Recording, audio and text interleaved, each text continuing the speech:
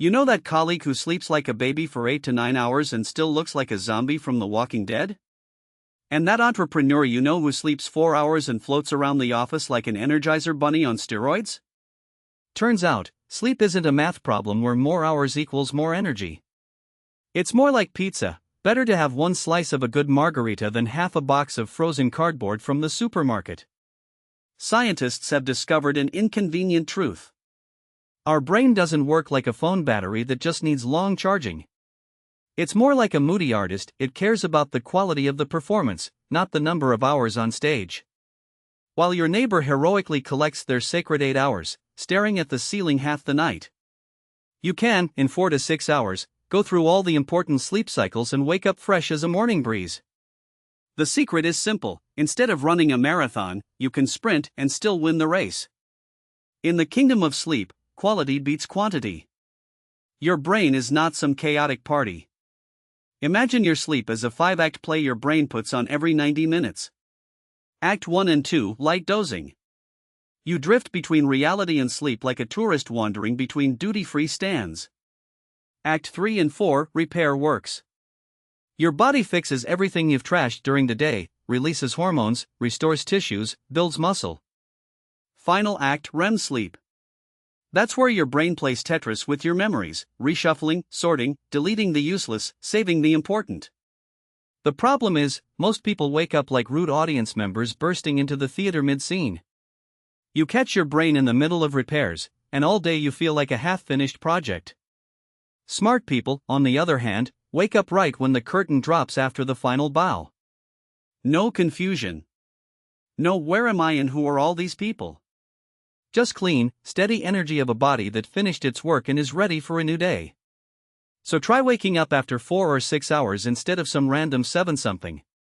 Your brain will thank you and stop punishing you with daytime sleepiness for messing with its biorhythms. How do you do this right? Let me walk you through 7 science-backed biohacking techniques for deep, truly restorative sleep. First, cave mode. Turn your bedroom into a sleep bunker. Forget romantic candles and cozy nightlights right before bed. Your bedroom should feel like a prehistoric cave. Pitch black darkness isn't a goth whim, it's science. Your brain makes melatonin only when it's sure, okay, night has started. A temperature between 16 and 19 degrees Celsius turns you into a sleeping aristocrat. Cool, deep sleep. Too warm, you toss and turn like a fish on a frying pan. Silence or white noise works like earplugs for the soul. Make your bedroom a bunker, and your body will repay you with the kind of sleep a cave king would approve of. Second, blue light, how screens turn you into a zombie. Your smartphone is a modern vampire that sucks out your sleep through the screen. Instead of blood, it steals melatonin, the hormone that tells your brain, hey buddy, time to sleep. Blue light tricks your ancient brain that still thinks in Stone Age logic. It sees that blue glow and decides, oh, the sun is up.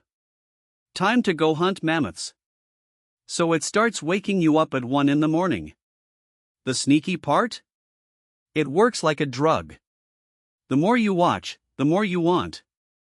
You plan to watch one video, and suddenly it's 3 a.m., and you're deep into a documentary about penguins in Antarctica. The fix is simple. Turn on night mode, warmer light does less damage. Or get blue light blocking glasses. Or, radical idea, put your phone away at least an hour before bed.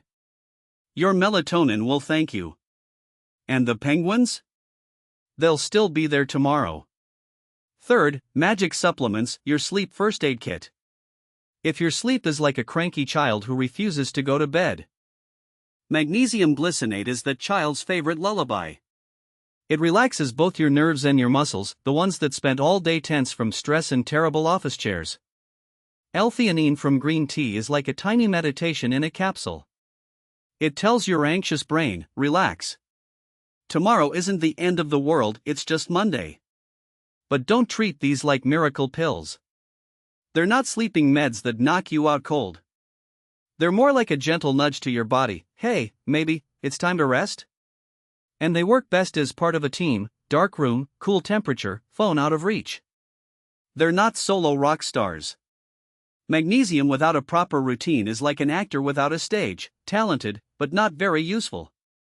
Fourth, bedtime rituals. Your brain is a big dog of the permanently excited husky breed. All day it runs around, thinks, analyzes, worries.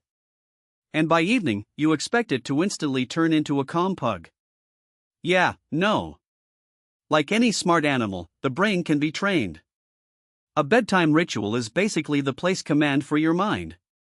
Meditation, calm reading, journaling, all of that is like gently scratching your brain behind the ear.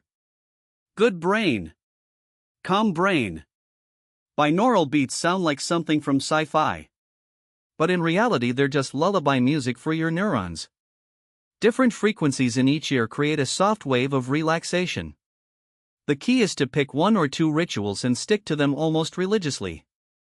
The brain loves predictability even more than a cat loves boxes. After about 2 weeks, it'll start yawning just from seeing your usual book or journal. Pavlov was right, conditional reflex in action. Fifth, the power of naps. Daytime sleep is still seen as a sign of weakness. What, tired already? Can't handle it? But apparently NASA is full of weaklings. Because they officially recommend short recovery naps to their astronauts. And they probably wouldn't send low-energy people into space. A 20 to 30-minute nap is like a quick reboot for your brain. Memory refreshed, focus back, energy topped up. It's not full night sleep with all the cycles, more like an energy bar for the mind. The main rule is not to overdo it. 20 to 30 minutes equals a refreshing shower for your consciousness. An hour and more equals a full bath, and you wake up groggy and disoriented. So next time your coworkers tease you for being soft, just tell them you're training to be an astronaut. Then show them how a rested brain performs in the second half of the day versus an overworked one. Sixth, the military sleep technique, falling asleep faster than a bullet. The military doesn't mess around with efficiency. If they need to fall asleep in 2 minutes between operations, they do it. And they came up with a technique that works better than counting sheep. The secret is gradual full-body relaxation.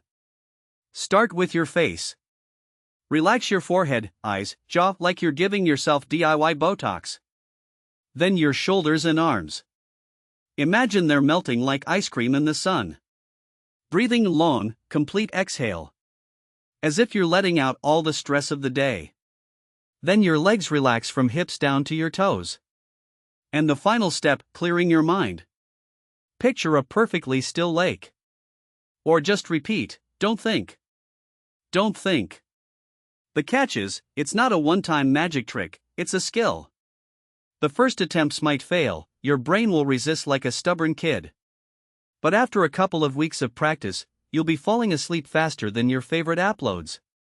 Seventh, reprogramming your inner clock from night owl to early bird in 30 days. I'm a night owl, can't help it. You say, eating ice cream at 2 a.m. and scrolling memes. But your circadian rhythms are not a prison sentence, they're settings. Changing them isn't as easy as changing a TV channel. But it is possible.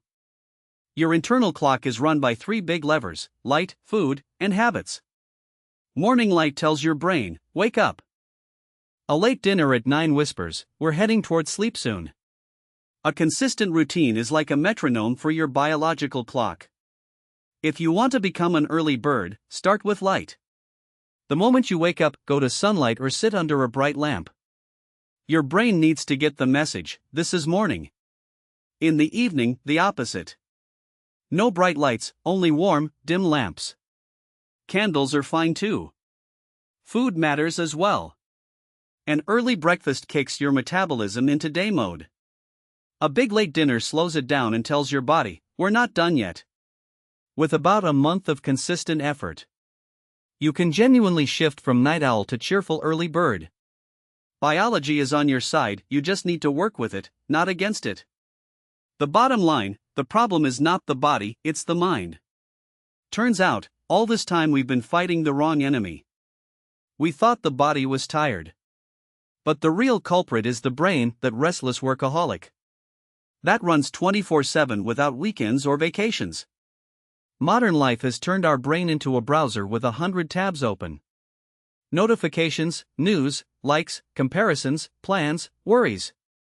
All of that spins in your head even when your body is already lying in bed. How are you supposed to fall asleep like that? We stimulate the brain from morning till night.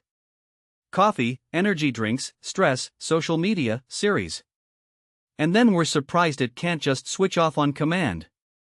Good sleep doesn't start in the bed, it starts in your head. With the moment you stop seeing sleep as wasted time and start seeing it as an investment in tomorrow's productivity. Sleep isn't a luxury.